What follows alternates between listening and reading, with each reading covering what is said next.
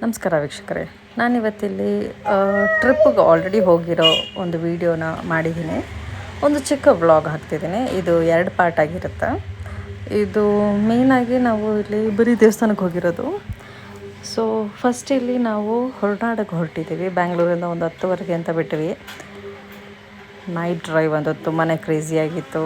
Especially Google ಮ್ಯಾಪಲ್ಲಿ check ಮಾಡ್ಕೊಂಡು ಹೋಗಿರೋದು ಹೆಂಗಿತ್ತು ಅಂದರೆ ತುಂಬಾ ಚೆನ್ನಾಗಿತ್ತು. ಇದು ನೋಡಿ, ಇದು ಹೊರನಾಡೋದು ದೃಶ್ಯ. ಅಲ್ಲಿ ಒಂದು ಬೆಳಗಿನ ಜಾವ 5 ಗಂಟೆಗೆ ಸೇರಿದ್ವಿ. ಹೆಂಗಿದೆ ನೋಡಿ. ಇನ್ನು ಇದು 7:30 ಇರೋದು ವೀಡಿಯೋ. ಇದು ಎಷ್ಟು ಚೆನ್ನಾಗಿದೆ ಅಂದರೆ ಇನ್ನು ಮಂಜು ಹಂಗೆ ಇದೆ. ಅದು 7:30. ಸೊ ನಾವು ಬರೀ ಓನ್ಲಿ 2 hours ಮಾತ್ರ ರೆಸ್ಟ್ ತೊಗೊಂಡಿದ್ದು. ಆಮೇಲೆ ಬೇಗ ರೆಡಿಯಾಗಿ ದೇವಸ್ಥಾನಕ್ಕೆ ಅಂತ ಹೊರಟ್ವಿ. ನಾವು 8:30ಗೆಲ್ಲ ಹೊರಟಿದ್ವಿ. 9 ಗಂಟೆಗೆ ಮಹಾಮಂಗಳಾರತಿ ಅಂತ ಇರೋದು. ಸೊ ಅದಕ್ಕೆ 8:30ಗೆಲ್ಲ ಹೊರಟ್ವಿ. ಒಳಗಡೆ ಅಂತೂ ಏನು ವೀಡಿಯೋ ಫೋಟೋಸ್ ಏನು ಕ್ಲಿಕ್ ಮಾಡೋಕ್ಕಾಗಲ್ಲ. ಸೊ ಅದಕ್ಕೆ ನಾನು ಬರೀ ಹೊರಗಡೆಯಿಂದನೇ ತೋರಿಸ್ತಿರೋದು. ಈಗ ನೋಡಿ, ಆಲ್ರೆಡಿ ಎಲ್ಲ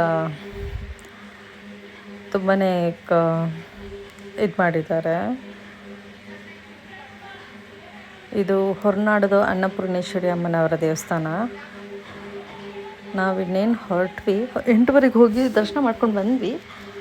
ಆದರೆ ಅಲ್ಲಿ ಪ್ರಸಾದ ಅನ್ನೋದು ಸಿಗಲಿಲ್ಲ ನಮಗೆ. 8:30 ಪ್ರಸಾದ ಬ್ರೇಕ್ಫಾಸ್ಟಲ್ಲಿ ಸಿಗುತ್ತೆ ನಮಗೆ, ಆದರೆ ಸಿಗಲಿಲ್ಲ. ಆದರೆ ನೋಡಿ, ಇಲ್ಲಿ ಹೊರಗಡೆ ಬಂದಿದ್ದ ತಕ್ಷಣ ಮಹಾಮಂಗಳಾರತಿ ಶುರು ಆಗೋಗ್ಬಿಡ್ತು. ಸೊ ನಾವು ಪುನಃ ಒಳಗಡೆ ಹೋಗೋಕ್ಕೆ ಹೋಗಲಿಲ್ಲ.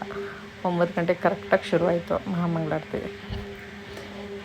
ಇದು ಗರ್ಭಗುಡಿ ಹಿಂದ್ಗಡೆ ಇರೋದಿದು ಫೋಟೋ.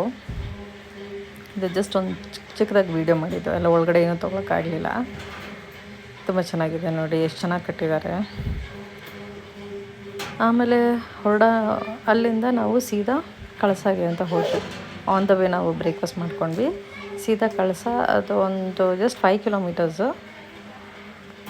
ದ ಡ್ರೈವ್ ಅಂತೂ ತುಂಬಾ ಚೆನ್ನಾಗಿ ಕ್ರೇಜಿಯಾಗಿತ್ತು. ಬಿಕಾಸ್ ಎಲ್ಲ ಘಾಟ್ ಸೆಕ್ಷನ್ ಅಲ್ಲ, ಚೆನ್ನಾಗಿರುತ್ತೆ. ಫುಲ್ ಗ್ರೀನರೀಸ್ ಆಸಮ್ ಆಗಿತ್ತು ಅದಂತೂ.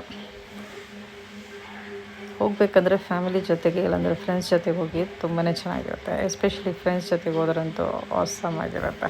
ಇಲ್ಲೀಗ ನಾವು ಕಳಸದಲ್ಲಿದ್ದೀವಿ ನೋಡಿ. ತುಂಬ ಚೆನ್ನಾಗಿ ಕಟ್ಟಿದ್ದಾರೆ. ಕನ್ಸ್ಟ್ರಕ್ಷನ್ ಆಲ್ಮೋಸ್ಟ್ ಎಲ್ಲ ಮುಗ್ದಿದೆ. ಆ್ಯಕ್ಚುಲಿ ನಾವು ಸ್ಟಾರ್ಟಿಂಗ್ ತುಂಬ ವರ್ಷಗಳ ಹಿಂದೆ ಹೋದಾಗ ಇನ್ನೂ ಆಗಿರಲಿಲ್ಲ. ಸೊ ಈಗೆಲ್ಲ ಆಗಿದೆ ನೋಡಿ.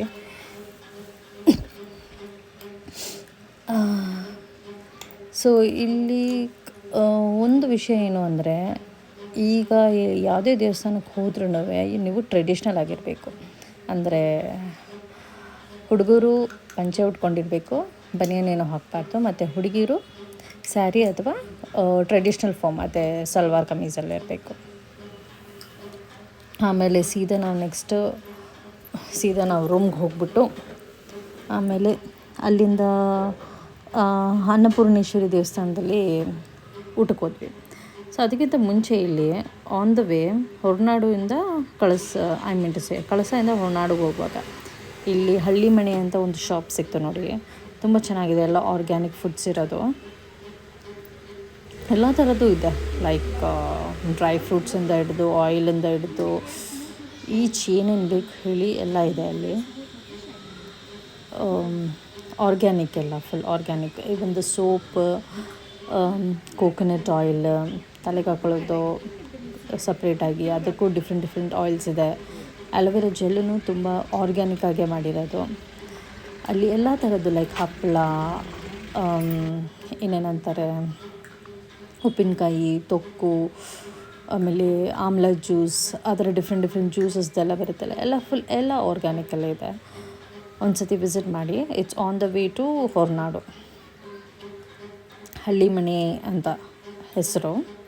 ತುಂಬಾ ಚೆನ್ನಾಗಿದೆ. ಟ್ರೈ ಮಾಡಿ, ಒಂದು ಸತಿ ವಿಸಿಟ್ ಮಾಡಿ. ಆಮೇಲೆ ಅಲ್ಲಿಂದ ನಾವು ಹೊರಟುಬಿಟ್ಟು ನಾವು ದೇವಸ್ಥಾನಕ್ಕೆ ಹೋಗಿ ಸೀದಾ ಊಟ ಮಾಡಿಕೊಂಡು ಸ್ವಲ್ಪ ಹೊತ್ತು ರೆಸ್ಟ್ ತೊಗೊಂಡ್ವಿ. ಸೊ ಇಲ್ಲಿ ನೋಡಿ ಇದೆ, ಇಲ್ಲೇ ಸೀದಾ ದಿಸ್ ಇಸ್ ದ ಒನ್, ಹಳ್ಳಿ ಮನೆ ಅಂತ. ಹಳ್ಳಿ ಮನೆ juice Ayurvedic centre it is. ತುಂಬ ಚೆನ್ನಾಗಿದೆ ಅಲ್ಲ. ಇದೊಂದು ಸ್ಪೆಷಲ್ ಆಗಿದೆ ನೋಡಿ, ಹೂವು, ಅಲ್ಲಿರೋ ಹೂವು ಬಾಡೋಗೋದೇ ಇಲ್ಲ. ಒಂದು ಸತಿ ವಿಸಿಟ್ ಮಾಡಿ. ನೆಕ್ಸ್ಟ್ ವೀಡಿಯೋದಲ್ಲಿ ಸಿಗ್ತೀನಿ.